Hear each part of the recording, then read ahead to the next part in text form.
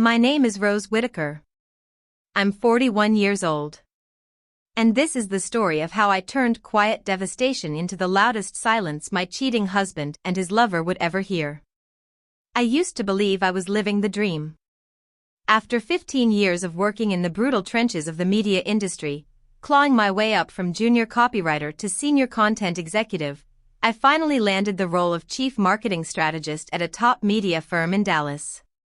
That role came with everything I thought I ever wanted: a six-figure salary, a sleek modern home in the picturesque suburb of Willow Glen, and a husband who made the world believe he adored me. His name was Carter. We'd been married 13 years. People said we were that power couple, the type who showed up to galas in coordinated black tie elegance and made marriage look easy. I wore that image like armor. I didn't realize it was hiding bruises I hadn't yet discovered. Willow Glen was straight out of a Hallmark movie. Think manicured hedges, white picket fences, and neighbors who brought over artisanal cookies for no reason. We moved in last spring.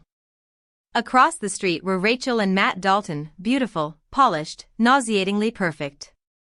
Rachel was an interior designer with an effortless wardrobe of linen jumpsuits and whispered neutral tones. Matt was a real estate broker with a voice like honey and just enough edge to make every suburban wife blush. They greeted us with wine and smiles. I should have known then, people that pretty always hide something. For the first few months, everything was peaceful. I buried myself in quarterly reports and media briefings while Carter, an engineer at a growing tech firm, handled the backyard and weekend barbecues. Sometimes he'd golf with the guys. Sometimes he'd come home late from strategy sessions. I never questioned any of it. Why would I? I was the kind of wife who believed trust was sacred. The kind who left notes in his work bag and ironed his shirts before big meetings. I wasn't naive. Just loyal. Until one morning shattered everything. It was a Tuesday, unusually quiet. I had a 10 a.m. video call and had come down early to make coffee. Carter had already left for work, or so I thought. The espresso machine was still warm. His phone buzzed where he left it on the kitchen counter. He never left his phone behind. Normally, I wouldn't have looked. I wasn't that kind of wife. But the message lit up the screen before I had a chance to look away. Miss you. Matt's in Houston till Thursday. You still taste like last night. I stared. Blinked. Read it again. The name on the contact was R. For a moment, the kitchen spun. The tile floor shifted under my feet, and I grabbed the marble island to stay upright. I told myself it was a joke. A prank. But my fingers opened the phone with his passcode, as if they already knew the truth. There it was. A thread so thick with betrayal it could choke you. Hundreds of messages. Photos. Pet names. Hotel room keys. Rachel had been sleeping with my husband. In my house. In my bed. She even joked in one message, "Pretty sure your wife uses lavender sheets, can't sleep in them anymore without blushing." I read every line until my stomach turned. Until the mug in my hand slipped and shattered across the floor. He brought her here. While I was away. While I was on conference calls securing campaigns for brands he'd never even heard of.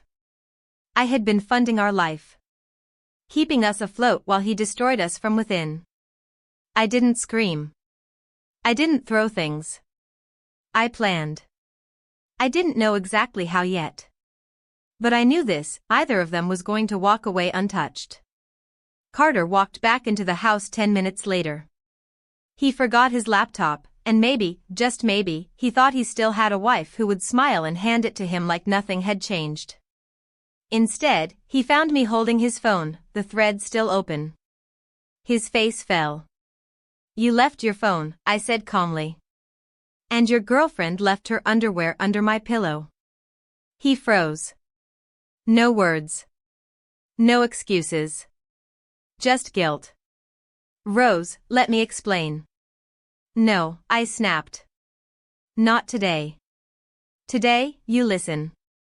He tried to stammer some lie about how he was lonely and Rachel came on to him. I laughed, actually laughed, because the absurdity was too much. She came on to you? That's your story? I said, venom slipping into my voice. So what? You just tripped and fell into her for 8 months straight? He didn't answer. I'll be at Julia's, I said. When I come back, you'll be gone.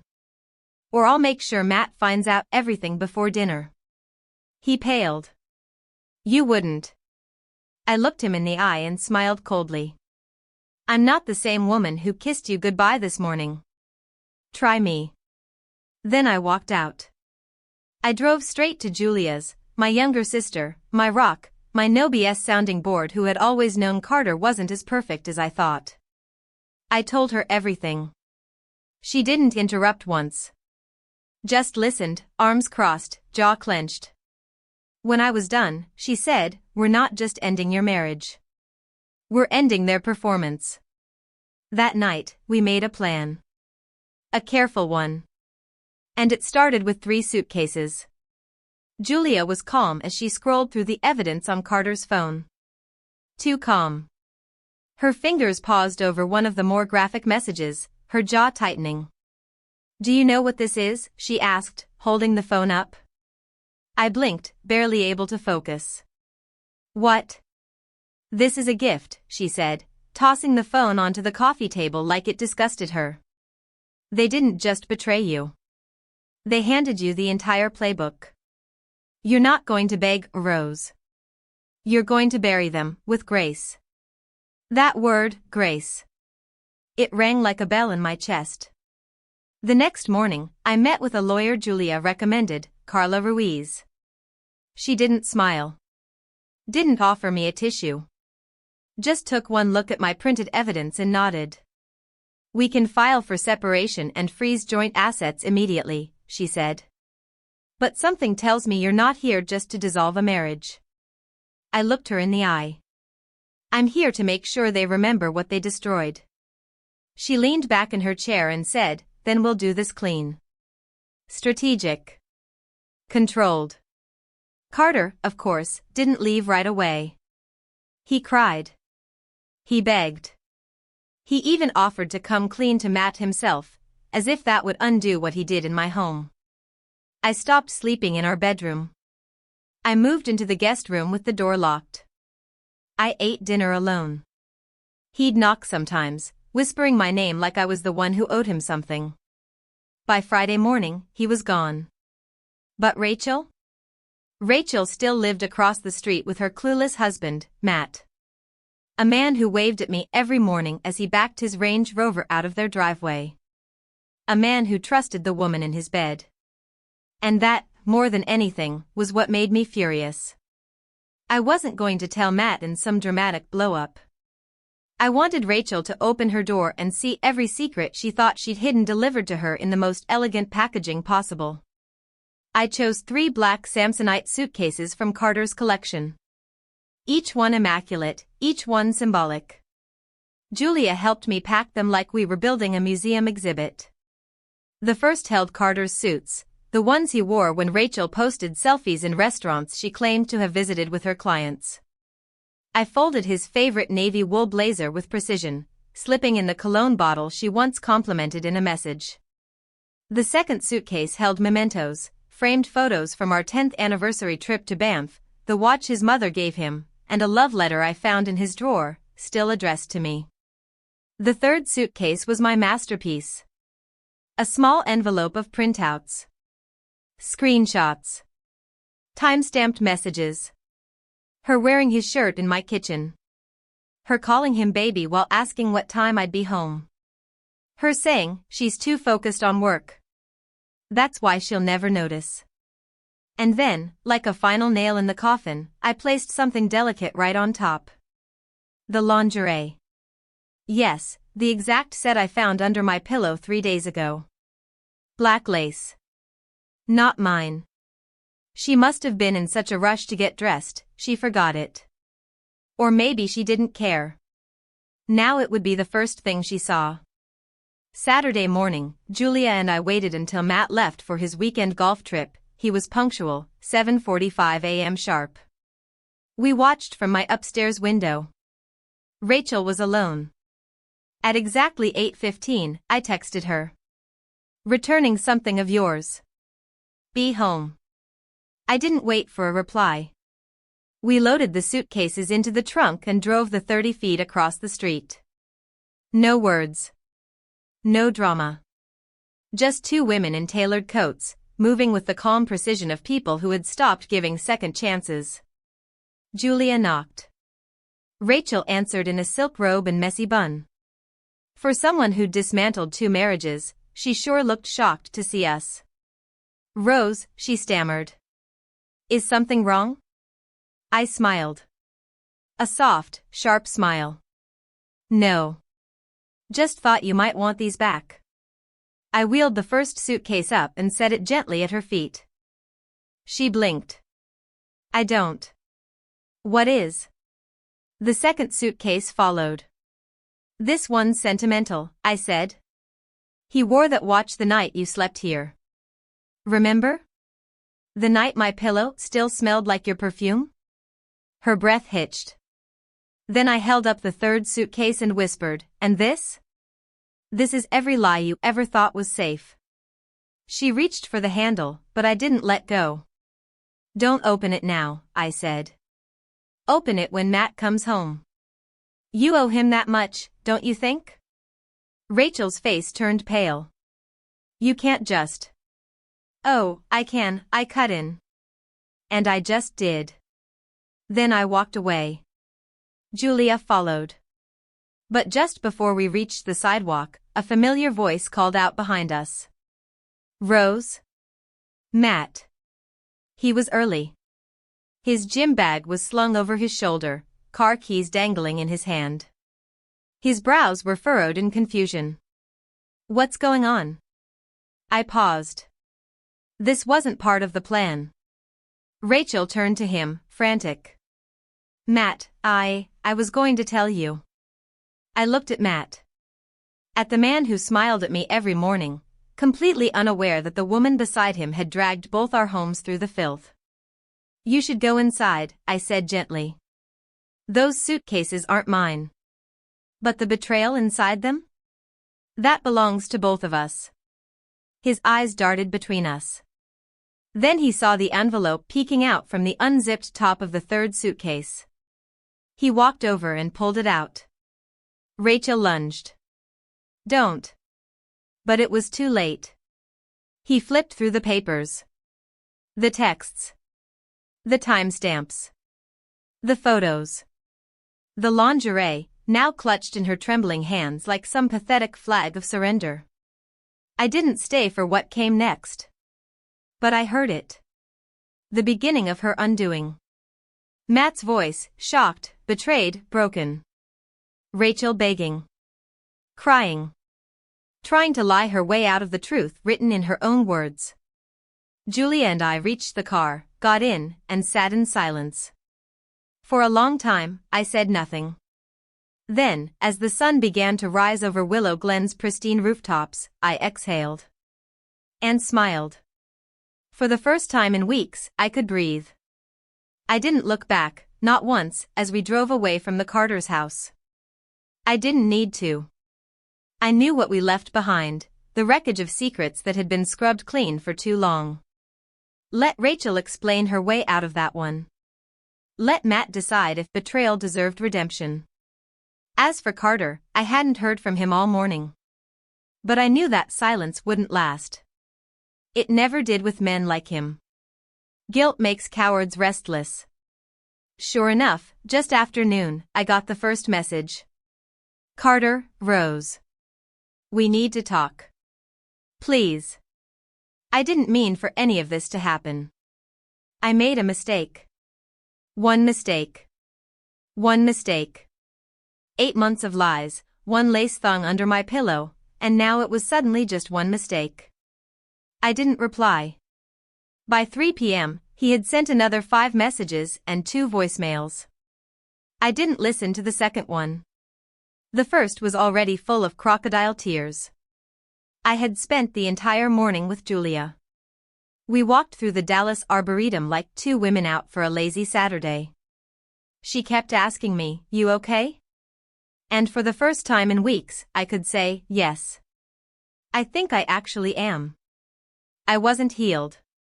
Not even close. But I wasn't shaking anymore. I wasn't spiraling in my bathroom at 2 a.m., wondering what was wrong with me that made my husband sleep with the woman across the street. That feeling, that cold, gnawing self-doubt, it was gone. Replaced by something harder. Sharper. Resolve. When I returned home that evening, I saw Matt. He was standing in his driveway, arms crossed, staring blankly at the street. The third suitcase sat open beside him. He looked like he'd aged 10 years in one afternoon. When our eyes met, he nodded once. No smile. No wave. Just mutual recognition. Like two survivors on opposite ends of a battlefield. Rachel didn't appear. Word was, she'd left the house around midnight with a duffel bag. Mrs. Eleanor, our retired neighbor with eyes sharper than any security cam, texted me, "She's gone." Took the side alley. No car. Just shame.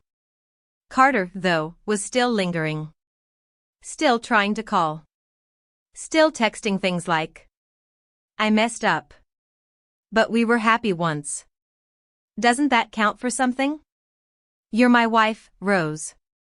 We're supposed to fix things, not throw it all away." And the worst one. She meant nothing. It was you all along. That was the message that made me laugh bitterly. Because if I was the one all along, why did he keep going back to her like a moth to an open flame? I forwarded the whole text thread to Carla Ruiz, my lawyer. No contact. No mediation. File for divorce, I wrote. She replied, "Understood. I'll have papers drawn by Monday." You still want to keep the house? I did. Not because it didn't hold memories. Not because it didn't ache every time I walked past our old bedroom. But because I had built that life. I had paid for the renovations, chosen the backsplash tiles, selected every piece of furniture with intention. I wouldn't hand over one more thing to a man who dragged his lover across our threshold. I stayed up late that night, removing every trace of Carter from my space. Suits. Shoes. Cologne bottles. His stupid world's best husband mug I'd bought as a joke on our 5th anniversary.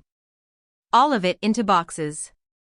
Julia came by the next morning with bagels and champagne. Celebrating? I asked, raising an eyebrow. Hell yes, she said. To the woman who blew up a fake marriage with 3 suitcases and 0 tears. We clinked glasses. Later that week, something strange happened. Matt knocked on my door. It was Wednesday evening. The sun was just starting to dip. I was wearing sweats and hadn't brushed my hair since noon. I almost didn't open the door. But I did. He stood there, holding a bottle of red wine. The same brand Rachel and Carter had given us on move-in day. Poetic. "Can I come in?" he asked softly. No agenda. I can't be in that house tonight. I hesitated. Then stepped aside. He didn't say much. Just sat at my kitchen island, sipping quietly while I cooked pasta. After a while, he said, "I found her emails too. She told her sister she thought you were too cold for Carter. That she was doing him a favor by making him feel desired again." I didn't reply. I didn't need to. He took another sip, then whispered, "You're not cold, Rose. You're just the only one around here who knows how to feel something without performing it." That line stayed with me. After he left, I sat on the porch, wine glass in hand, and stared at the empty house across the street. Rachel hadn't returned.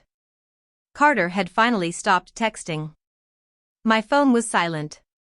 I realized then, peace doesn't come when the noise stops. It comes when you stop caring whether it ever starts again. That night, I slept in the master bedroom for the first time since everything exploded. I changed the sheets. I burned a candle. I placed a lavender eye mask over my face and fell into the first dreamless sleep I'd had in months. And when I woke up, I didn't think of Carter. I thought of myself. The divorce papers were served on a Thursday morning. Carla texted me. He signed for them at 9:12 a.m. Didn't say a word. I didn't celebrate. There wasn't a sudden rush of relief. No applause, no victory music. It just felt still. Like when a storm finally stops and you're left staring at the mess it left behind. But stillness has a purpose. It's where clarity begins. Carter didn't try to fight. Maybe he knew he had no ground left to stand on. Or maybe he thought silence would somehow paint him as dignified. I didn't care either way. The man I once called my husband had become nothing more than a closed chapter, an expensive lesson wrapped in cologne and excuses. Matt and I didn't talk much after that first glass of wine. We shared occasional nods from across the street. A wave here, a silent moment of acknowledgement there. Once, I found a small bottle of wine and a note on my doorstep. For the night it all got too quiet. I smiled, but never wrote back. Rachel never returned. Rumor was, she moved back in with her sister in Austin. One of the neighbors claimed she saw her packing things in the middle of the night with a man who wasn't Matt or Carter. No one missed her. As for Carter, a coworker told me he'd taken a leave of absence from his job. Personal health reasons, the office said. Another mutual acquaintance sent me a DM. He looks hollow. Just sits alone at cafes now. I didn't reply. I didn't feel pity. I didn't feel triumph. I felt nothing. And that was the most powerful feeling of all. Meanwhile, I started changing the house. One corner at a time. I repainted the kitchen. Replaced the backsplash tiles Rachel had once posted in an Instagram story, bragging about my dream kitchen. Gone. Scraped off like mildew. The walls were now sage green. Soothing. Strong. Like I was carving out my own sanctuary with every brushstroke. I tossed the mattress we'd shared. Bought a new one, firmer, more supportive. Symbolic. I wasn't falling into anyone's softness again. Julia helped me redo the garden, planting new rose bushes along the fence. Thorns are protection, she joked. Let them be a warning. The neighbors noticed. They started talking to me more, as if betrayal had somehow made me more human. Or maybe they just admired that I hadn't cracked under the pressure. Willow Glen was polite on the outside, but everyone watched everyone. And they'd seen me, seen everything. I didn't mind. Let them talk. It was during one of those gardening days that Matt approached again. He stood on his side of the fence, holding a mug and watching quietly as I dug up a patch of stubborn weeds. You changed the garden, he said. I'm changing everything. He nodded. Then, you seem lighter. I shrugged. Maybe I'm just no longer carrying someone else's lies. He smiled faintly, then said, I sold the house. I looked up. Really? He nodded. Too many ghosts. Figured it's time for a reset. I understood that. He hesitated for a moment before adding, but I'm not leaving Willow Glen. Just a smaller house. Less memories. I get it, I said. Sometimes the clean slate isn't a new life. It's just a new corner of it. We didn't say much more.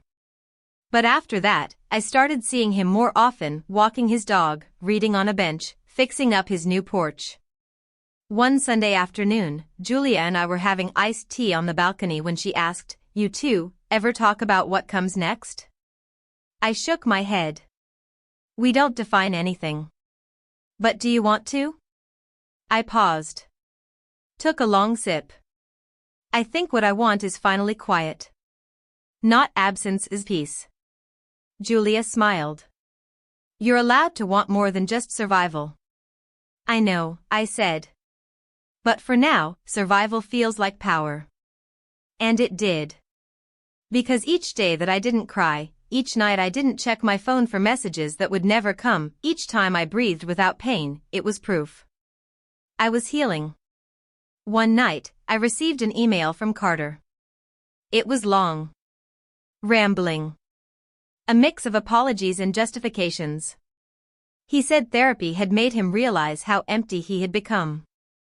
How Rachel wasn't what he wanted, just a reflection of his own self-hatred. He begged me to speak with him. To hear him out. To let him explain. I didn't reply. But I did read it again before deleting it.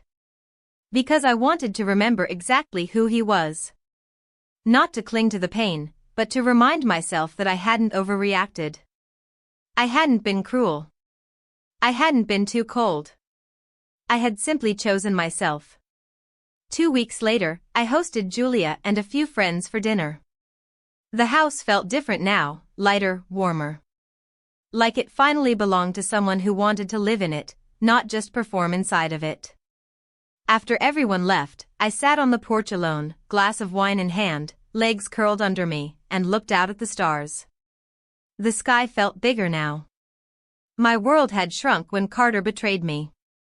But somehow, through the silence and rage and rebuilding, it had started to expand again, into something wider, deeper, more mine.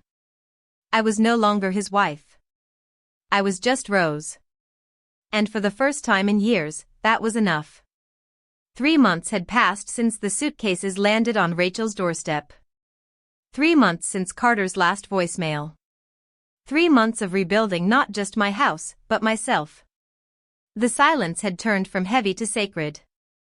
I no longer feared it. I welcomed it. In the quiet, I heard my own thoughts again, not through the static of doubt or betrayal, but with clarity. Each morning, I woke up to a home that reflected who I was becoming.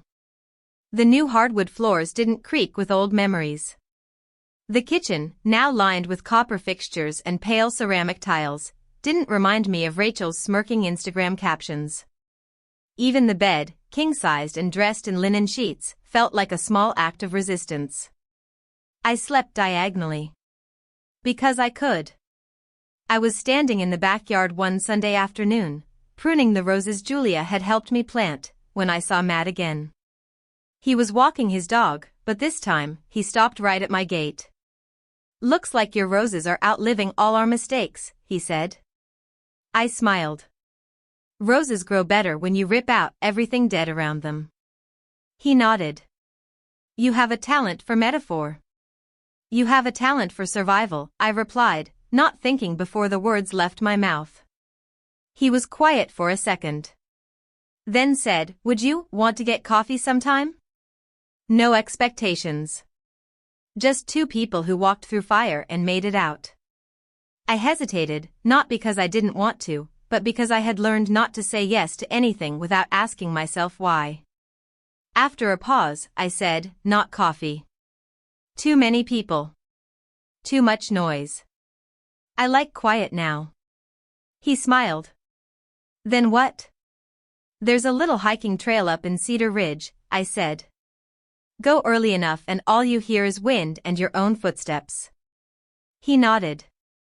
Saturday? 7. No later. He showed up early. Wearing a simple gray jacket, boots worn at the soles. No cologne. No pretending. We walked the trail mostly in silence. I liked that about Matt. He didn't fill the space with forced stories or empty compliments. He let the world speak. Let me speak, if I wanted to. We paused at a ridge that overlooked a wide stretch of trees and rooftops below. It's strange, he said softly. When I first moved to Willow Glen, I thought it was perfect. The kind of neighborhood where things just couldn't go wrong. Perfection is just control dressed up in nice landscaping, I said. You can plant all the tulips you want, but if the soil's poisoned underneath, you end up with people like Rachel and Carter. I turned to look at him. You still think about her? He didn't answer for a moment. Then, sometimes. Not the way I used to. Not with pain. More like I'm watching a version of myself I barely recognize. The man who thought a perfect house and a quiet wife equaled happiness. That man deserved more than quiet, I said. He deserved truth. Matt looked at me then, really looked. His eyes weren't sad anymore. They were, still. Anchored. And I realized in that moment, I wasn't just healing. I was finally attracting people who didn't need me to shrink so they could feel whole. We hiked in silence the rest of the way. At the car, he asked if I'd like to do it again next week. I didn't hesitate this time. Yes. The days that followed felt lighter. Not because I was falling in love, not yet. But because I was learning how to exist beside someone without losing myself in them. Julia noticed. One evening, as we shared dinner on my porch, she grinned and said, "You're glowing." It's the wine. No. It's the absence of Carter. I laughed. A deep, real laugh. The kind I hadn't known I still had in me. Carter had tried contacting me again, just once. A letter, handwritten, delivered to my office.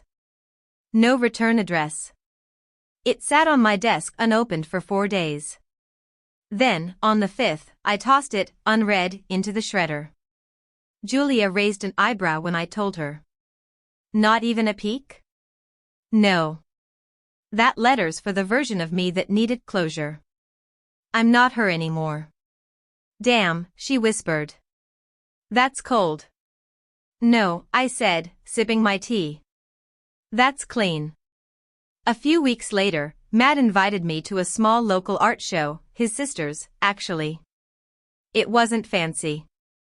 Just a modest gallery in Oak Cliff, filled with abstract paintings and jazz music drifting through cheap speakers. But it was the first time I felt like I was walking into something new. Not a rebound. Not a cover-up. Just possibility. At one point during the night, Matt and I stood beside a canvas of jagged brushstrokes and muted tones. He leaned over and said, "Her work's all about rebuilding. She calls this one After the Ashes." I stared at the painting, then whispered, "It's messy." "Yeah," he said. "But honest." And suddenly I understood what I had been craving all this time, not perfection. Not revenge. Not even healing. Just honesty. Unapologetic, unpolished truth. The kind that didn't dress up betrayal with flowers or fix broken trust with weak apologies. The kind that stood on a gallery wall, imperfect and proud, saying, "This is what I became after the fire." And for the first time in months, I wanted more than peace. I wanted life.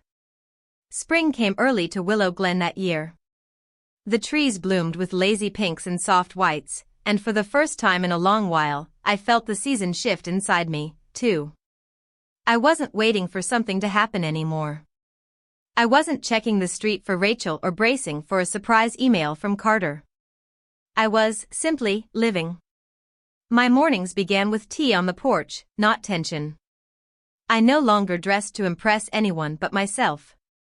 My wardrobe had shifted, less black, more emerald, rust, and cream. I wore color the way I used to wear silence, like armor. But this time, it wasn't to hide. It was to announce I was still here, and finally visible. Matt and I started seeing each other regularly. Still no labels. No pressure. It wasn't romance built on urgency or filling a void. It was slow. Solid. Kind. Every Saturday, we hiked. Every other Friday, we cooked together, his house now, a cozier one tucked behind a cul-de-sac, far from the one he used to share with Rachel. We didn't talk about the past much anymore. But when we did, it was with distance. Like we were referring to strangers we once knew, foolish, heartbroken, forgiving strangers. Until the day that past showed up at my door. It was a Tuesday. Midday. I was on a Zoom call when Julia messaged me, "Your ex is on the sidewalk." holding something. Looking pathetic. I muted my mic, looked out the window. And there he was. Carter. Standing at the edge of my lawn like he had no right to cross it, but wanted to anyway. In his hands, a small black notebook. His old idea journal. The one I had slipped into the last suitcase. I went outside, calm and unreadable. I didn't ask why he was there. I let him speak first. I know I shouldn't be here, he began. But I needed to. I needed to say this face to face. You had plenty of chances to do that, I said. He nodded, eyes on the grass. I read what you wrote in the notebook. The last note. Always believe in you. R. I don't know if that version of me ever deserved that belief. He looked older. Thinner. And yet, not smaller. Just stripped down. I'm not asking for anything, he said. Not forgiveness. Not a second chance. I just wanted to look you in the eye and say thank you for not destroying me when you could have. I would have deserved it. But you didn't. I was quiet. I was weak, he continued. And she made it easy to lie to myself. But the truth was, I didn't think I was worth the version of love you gave me. And so I broke it. He handed me the notebook. I don't need this anymore, he said. But maybe you'll want to keep it. Not for me, for the part of you that survived it. I took it, slowly. Is that it? I asked. He nodded. That's it. Then he turned and walked away. No hug. No tears. Just a man stepping out of a life he never deserved. I didn't cry. I went back inside, closed the door, and sat at the kitchen table flipping through the pages. It was filled with sketches and notes, random startup ideas, bad app concepts, even a half-written poem he once told me was for later. But what struck me most wasn't the content. It was what was missing.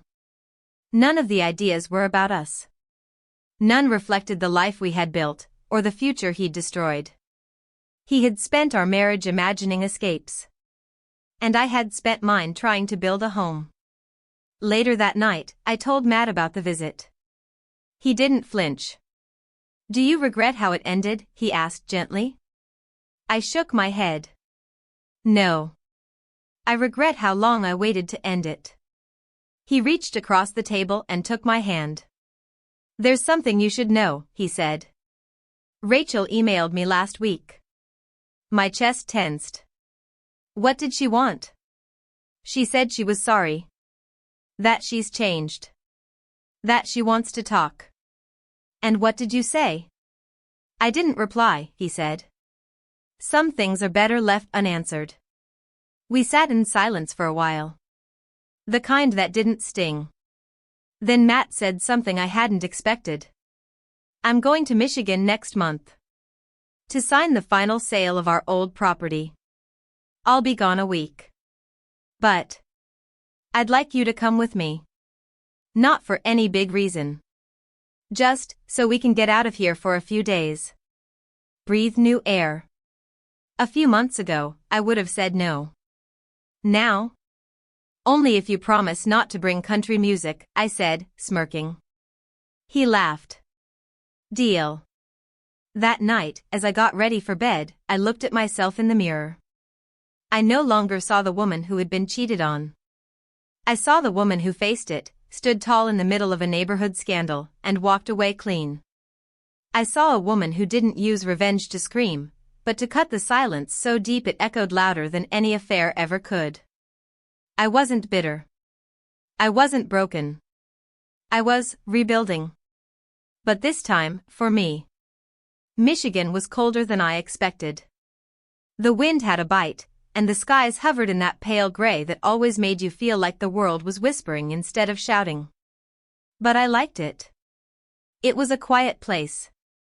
Honest. No pretenses.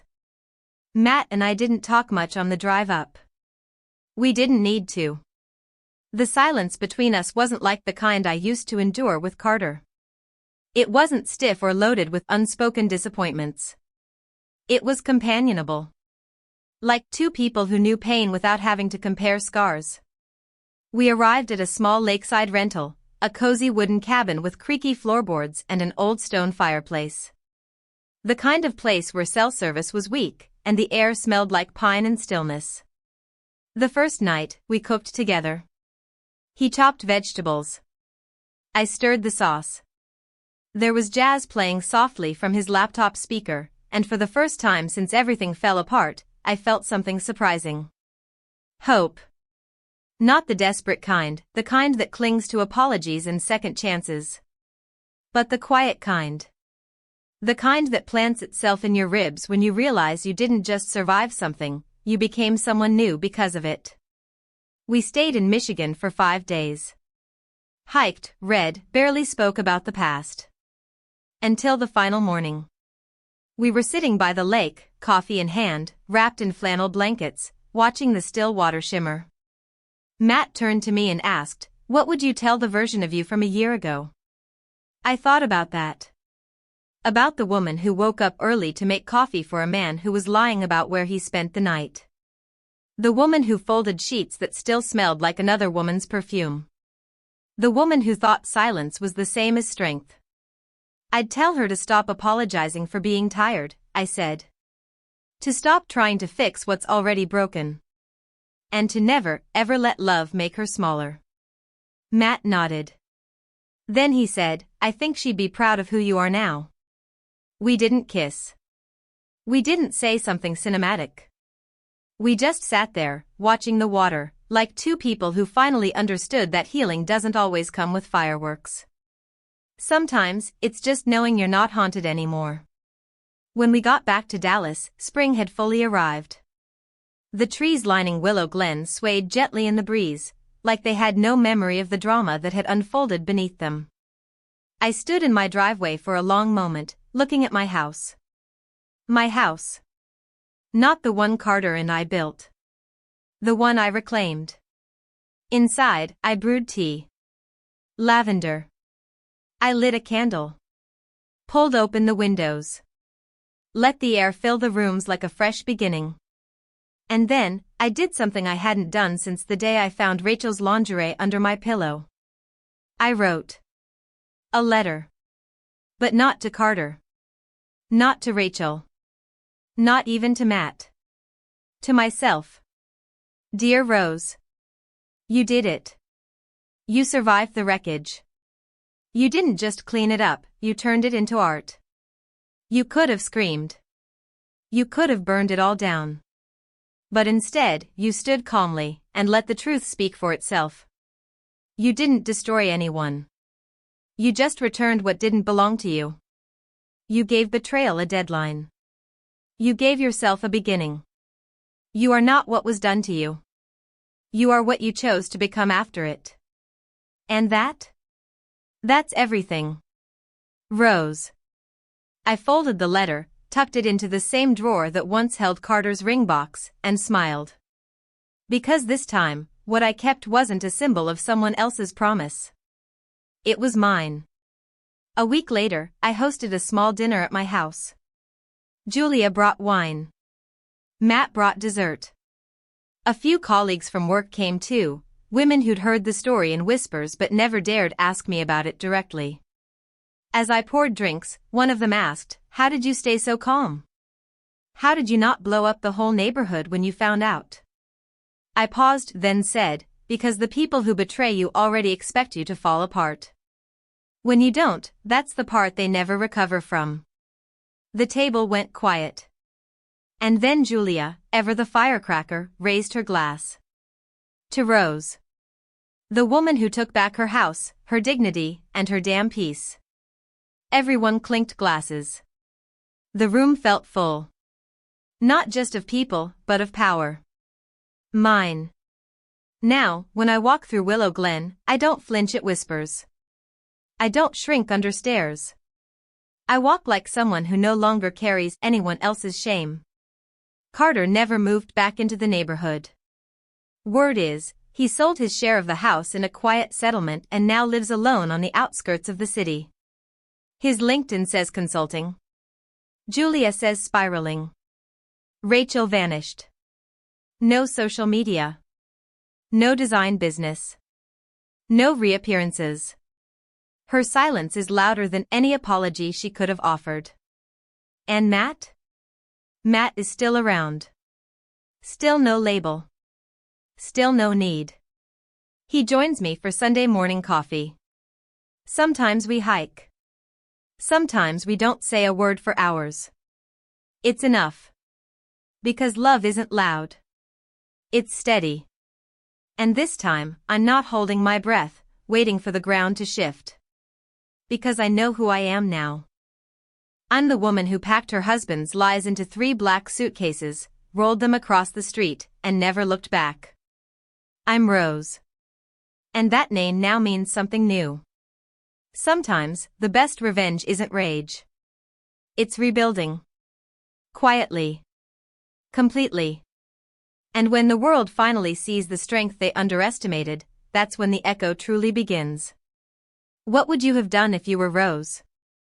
Tell us in the comments, and don't forget to subscribe to Revenge Echoes for more powerful, emotional stories like this one.